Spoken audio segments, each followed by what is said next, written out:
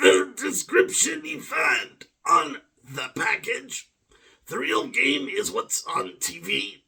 Controls get very tough for this game to the point of sluggish performance. Of course, the game is supposed to be about sluggish creatures. Do you like sluggish creatures? When looking at a name like Oddworld Adventures, there's already a big problem. Not everybody likes odd stuff, and they don't want so much odd stuff. Enemies here are very hard to tell apart from the rest of the scenery. I'm being polite about this game since there might be the chance that video game companies are already aware of what the Game Boy does. Maybe if you're using a lot of imagination while playing the game, you can beat the game. However, for me, having anything done feels like an accident. A feature presentation must have some resemblance to identity and unique appearance. From diving into this game, I immediately sensed something was wrong. Is an enemy's head supposed to look like a gun he is carrying in hands that appear like dark logs?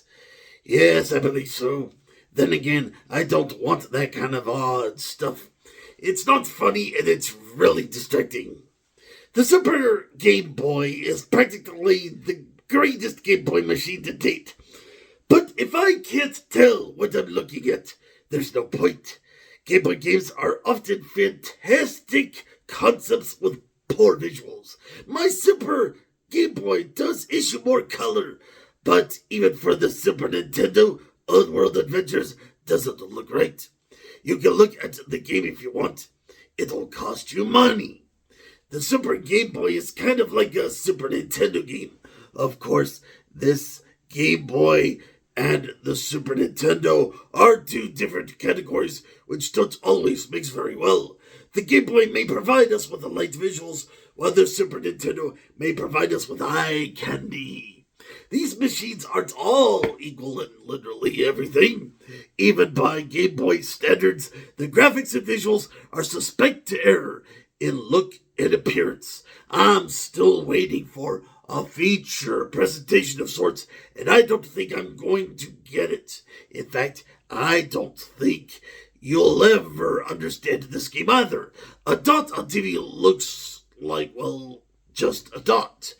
Does the enemy have wings? Does the enemy have spots? Does the enemy have specifics? You can't really tell.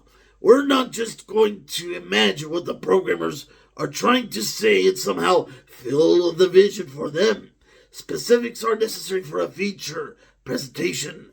Just the musical equipment reminds my character that he can't hold everything he really looks like at.